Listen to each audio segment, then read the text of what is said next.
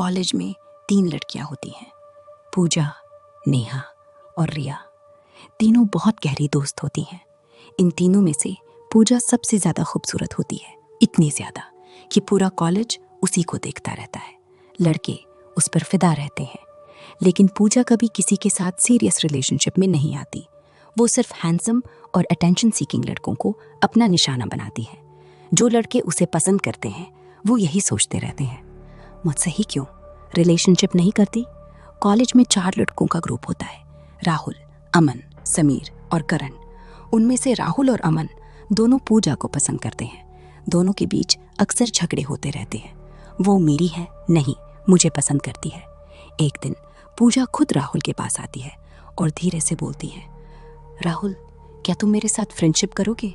राहुल का दिमाग काम करना बंद कर देता है। दोनों एक रेस्टोरेंट जाते हैं, कॉफ़ी पीते हैं, बातें करते हैं। राहुल को लगता है जैसे उसकी ज़िंदगी सेट हो गई हो। अगले दिन पूजा राहुल से कहती है, लुभावनी ठंडी आवाज़, कल घर पे कोई नहीं होगा, तुम आ जाओ। यहीं से सब कुछ उल्टा शुरू होता है। राहुल को 2 दिन से अजीब फील हो रहा होता है, लेकिन फिर भी वो अपनी माँ की बात नहीं मानता। माँ पहले ही मना कर चुकी होती है। डरी हुई माँ की आवाज़, बेटा कहीं मत जाओ। राहुल फिर भी निकल पड़ता है। एक्सीडेंट, रास्ते में एक ट्रक राहुल की बाइक को टक्कर मार देता है। राहुल सीरियसली इंजर्ड हो जाता है। माँ बाप उसे तुरंत हॉस्पिटल ले जाते हैं। हॉस्पिटल के केबिन में राहुल किसी से बात कर रहा होता है। उसके माँ बाप देखते हैं, लेकिन वहाँ कोई भी नहीं होता। माँ पूछती है, बेटा तुम किससे बात कर रहे हो? राहुल हंसता है, मम्मी मेरी गर्लफ्रेंड से। आपको दिख नहीं रही क्या? सामने खड़ी है। माँ बाप घबरा जाते हैं, इधर उधर देखते हैं, वहाँ कोई लड़की नहीं होती। डॉक्टर राहुल से पूछता है, तुम किससे बात कर रहे हो? राहुल शांत आवाज़ में बोलता है, डॉक्टर साहब मेरी गर्लफ्रेंड बाहर गई है मेरे लिए फ्रूट्स लेने। डॉक्टर बाहर आता है। माँ बाप एक दूसरे को देखते हैं। अभी तक कोई बाहर से आया ही नहीं। राहुल की माँ के दिमाग में एक बात जोर से लगती है, एक्सीडेंट से पहले मैंने उसे मना किया था, सच का खुलना। राहुल के दोस्त हॉस्पिटल आते हैं। समीर राहुल की माँ से कहता है, मुझे शक है राहुल उस लड़की से मिलता था, पूजा। जैसे ही वो नाम लेता है, पूजा सामने आ खड़ी होती है और इस बार कॉलेज के दोस्तों को वो क्लियरली दिख रही होती है। पूजा पूछती है, राहुल के साथ ये सब कैसे हुआ? राहुल की माँ फिर राहुल से पूछती है, बेटा तुम किससे बात कर रहे हो? राहुल बोलता है, पूजा से, मेरी गर्लफ्रेंड हो। माँ के पैरों तले जमीन खिसक जाती है, क्योंकि उसे अब भी पूजा दिख नहीं रही होती। राहुल की माँ पहले से तंत्र मंत्र और स्पिरिट्स पर विश्वास करती थी, अब उसे सच समझ आ जाता है। धीरे धीरे, खौफनाक, पूजा इंसान नहीं है।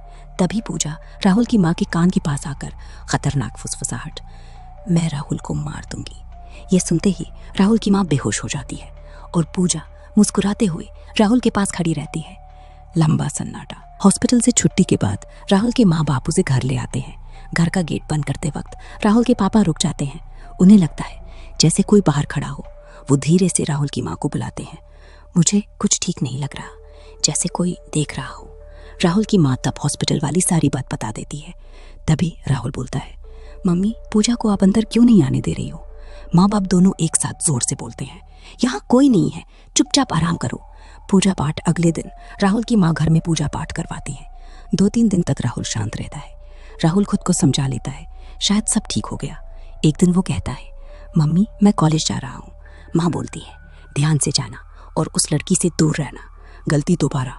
कॉलेज में राहुल पूजा से दोबारा मिलता है। पूजा गुस्से में होती है, इतने दिन फ़ोन मैसेज कुछ नहीं, तुम्हें मेरी परवाह ही नहीं। दोनों बीच पर जाते हैं। सब नॉर्मल लगता है, बहुत ज़्यादा नॉर्मल। तब पूजा बोलती है, मेरे मम्मी पापा 1 हफ्ते के लिए बाहर गए हैं, मैं अकेली हूँ, क्या मैं तुम्हारे साथ रह सकती हूँ? राहुल बिना सोचे बोल देता है, हाँ बिल्कुल। घर के अंदर राहुल पूजा का बैग पैक करता है और उसे लेकर घर आता है। गेट पर ही राहुल की माँ उसे रोक लेती है। ये बैग किसका है? राहुल हंसी मजाक में बोलता है, मम्मी पूजा का है, आपको दिख नहीं रहा क्या? माँ का चेहरा सफ़ेद पड़ जाता है और उसी वक्त पूजा मन ही मन सोचती है, खतरनाक फुसफुसाहट, अब घर के अंदर आ गई हूँ। पहले इसकी माँ, फिर इसका बाप, फिर बाकी सब। अगली सुबह राहुल की माँ खाना लेकर सीढ़ियों से उतरती है। उसका पैर फिसलता है, वो सीढ़ियों से गिर जाती है, पैर टूट जाता है। राहुल भागते हुए नीचे आता है। माँ, माँ क्या हुआ? माँ दर्द से कराते हुए बोलती है, बेटा जो तेरे साथ रहती है ना, उसी ने ये सब किया है।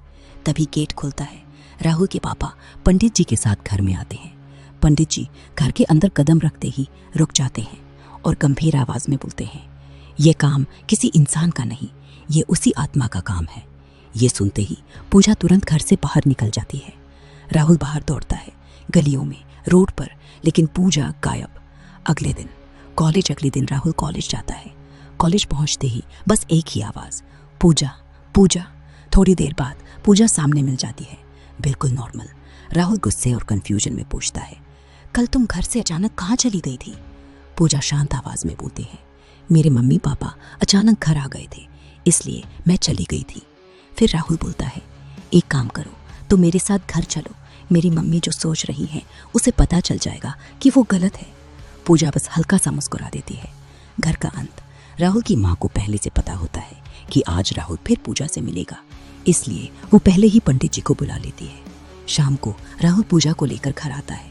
जैसे ही पूजा घर के अंदर कदम रखती है, पंडित जी पूजा पाठ शुरू कर चुके होते हैं। पंडित जी जोर से मंत्र पढ़ते हैं और पूजा को पकड़ने की कोशिश करते हैं। अचानक पूजा जोर से चीखती है। अगला पल पंडित जी जमीन पर गिर जाते हैं, मुर्दे की तरह शांत। घर में सन्नाटा छा जाता है। पूजा गुस्से से बोलती है, बहुत ठंडी खतरनाक आवाज, जो भी मेरे रास्ते में आएगा मैं सबको मार दूंगी। राहुल का शरीर कांपने लगता है और उसी पल राहुल को समझ आ जाता है, जिस पूजा से वो प्यार करता था वो कभी इंसान थी ही नहीं। लंबा खौफनाक सन्नाटा। कहानी खत्म।